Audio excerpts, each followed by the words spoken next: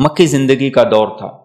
رسول اکرم صلی اللہ علیہ وسلم خانہ کعبہ کے اندر جاتے ہیں اور آپ عثمان بن طلحہ جو ابھی مسلمان نہیں ہوئے تھے، بیت اللہ کے کنجی بردار تھے، تو آپ نے انہیں کہا کہ میرا دین قبول کر لو۔ تو وہ غصے سے کہنے لگا میں آپ کا دین کیسے قبول کر سکتا ہوں؟ آپ تو اپنی قوم کی مخالفت کر رہے ہیں، آپ ایک نیا دین لے کر آئے ہیں جس نئے دین کی کوئی گنجائش نہیں ہے۔ اور اس نے اور بھی بہت برا بلا کہا۔ عثمان بن طلحہ کہتے ہیں کہ آپ صلی اللہ علیہ وسلم نے میری باتیں سنی، برداشت کیا، حلم کا مظاہرہ کیا۔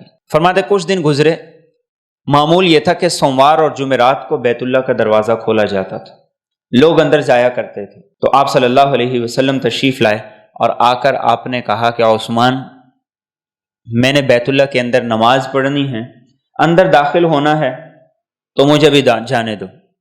تو اس نے کہا یہ نہیں ہو سکتا، میں آپ کو کبھی اندر نہیں جانے دے سکتا، آپ میری قوم کے خلاف کھڑے ہیں، آپ ایک نئے دین کو لے کر آئے ہیں۔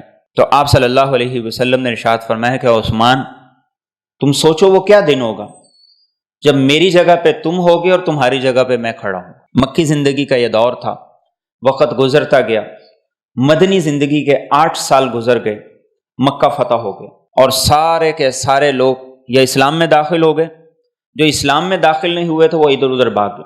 عثمان بن طلحہ کہتے ہیں کہ میں بھی بھاگ گیا، چابی اللہ کے رسول صلی اللہ علیہ وسلم کے پاس آ گئی اور آپ نے وہ چابی اپنے چچا حضرت عباس رضی اللہ تعالیٰ عنہ کے ہاتھ میں پکڑا دی۔ چابی بیت اللہ کی کسی کے ہاتھ میں ہونا یہ بہت بڑا اعزاز تھا۔ تو آپ نے حضرت عثمان بن طلحہ رضی اللہ تعالیٰ عنہ کو بلایا اور وہ سر جھکا کے کھڑے ہوئے۔ اب انہیں یاد ہے کہ ایک دن میں نے بدتمیزی کی تھی، اور انہیں یہ بھی یاد آ رہا ہے کہ اللہ کے رسول صلی اللہ علیہ وسلم نے فرمایا تھا کہ جہاں تم کھڑے ہو یہاں میں کھڑا ہوں گا، اور جہاں میں کھڑا ہوں یہاں تم کھڑے ہو۔ تو آپ انہیں آواز دے رہے ہیں اور عثمان اب وہ سر نہیں اٹھا رہے، اس لیے کہ انہیں پتا ہے کہ آج کلی اختیارات اللہ کے رسول صلی اللہ علیہ وسلم کے پاس ہیں، آپ میری گردن اڑا سکتے ہیں۔ تو آپ کے چچا جن کے ہاتھ میں چابی تھی انہوں نے کہا یا رسول اللہ صلی اللہ علیہ وسلم، یہ چابی آپ ہمیں دے دیجیے، یہ ہمارے خاندان کا اعزاز بن جائے گا کہ بیت اللہ کی چابی، بیت اللہ کے کنجی بردار بھی قریش ہیں۔